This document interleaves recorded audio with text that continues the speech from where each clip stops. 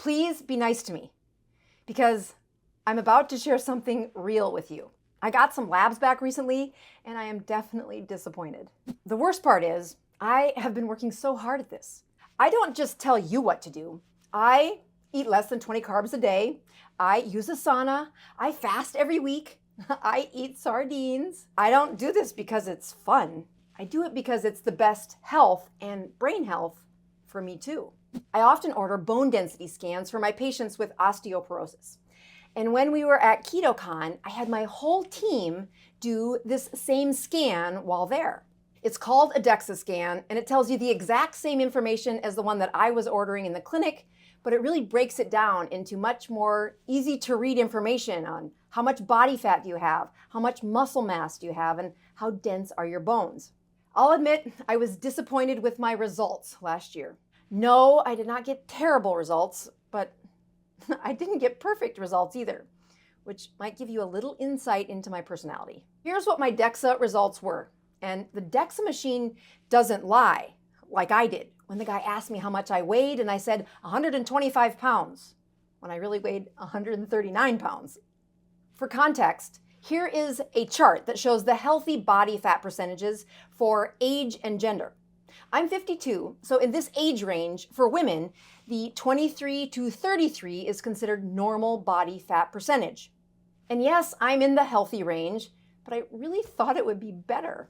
People who work out routinely want it in the 20s and preferably in the lower 20s. So the percentage of my 139 pounds that was fat was 31.3, which left me with 43 pounds of fat that I could lose. Yeah, that's a little harsh. At least that's what it felt like. Of that 139, I had 90 pounds that was lean muscle mass. And when you look over to my bone density, they were really heavy. They were 2.5 times as dense as the best numbers for my age. That's a win. So a year goes by, and in that year, I crushed it. I led the 21-day metabolic kick, which is a 3-week course where I'm perfect. I'm in front of an audience. I'm checking numbers every day. Our data gets posted on dashboards, and the whole classroom is comparing themselves to me. So I am perfect for those 3 weeks. And I did that course twice in 1 year. So I knew when I came back to KetoCon, the numbers were going to be better. But they weren't. They gave me my report right there at KetoCon, and I was so disappointed to see that the percentage of my body that was still fat was still 31.8%. Yeah, I had lost a little bit of weight, but it turns out I had lost muscle. Now, the one shiny part that I want to brag about is that my bone density was like a rock star. It was great. And this is a sign of metabolic health because I'm 52, and the only way my bones will get any denser or stay strong is if I'm spiking growth hormone throughout my life. Spiking growth hormone is one other way that I measure how metabolically strong is someone. But when it comes to the other numbers, I was sorely disappointed. So why did that happen? Well, here's the vulnerable part. I can say that I worked really hard, and I did, especially for the times when folks were watching me. But I was not perfect. When people weren't watching, I stopped checking my numbers. I conveniently did not check my ketones when I knew they were going to be bad. I did fast every week, and that leads up to many days of fasting, and I would check my numbers on those days. But then, in between, well, I kind of lost my mojo. So is the answer to run that intense metabolic kick course all year round? No. That intensity and peak performance is really good for our team.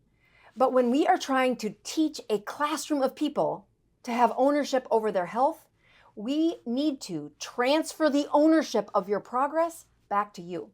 So if I was my patient, I would tell myself, number one, have grace for myself. This past season has been a lot. And in 1 year, I am thankful that so many things went right, that my body fat percentage didn't go down. I'm going to have to let go of, at least for this year. Number two, celebrate the win, where I did stay consistent. And although I didn't lose any body fat, I did have consistency for a whole year. Now, I'm going to partially ignore my own advice and make a game plan for better results next year at KetoCon. Number 1, I am going to continue to fast. Number 2, I'm going to use MCT a little more often. Those medium chain triglycerides deliver ketones at a higher level, and that improvement in my metabolism is worth a lot. The last 2 is number 3, I'm going to sauna at least twice a week, pushing my heart rate into zone 2 for that 20 minutes of sauna. And number 4, it's my son's senior year. The last son who's going to be home, and I commit to CrossFitting with him as much as he'll let me. That might seem like a lot. The reason I have to work so hard to get the next best results is because I am very metabolically healthy.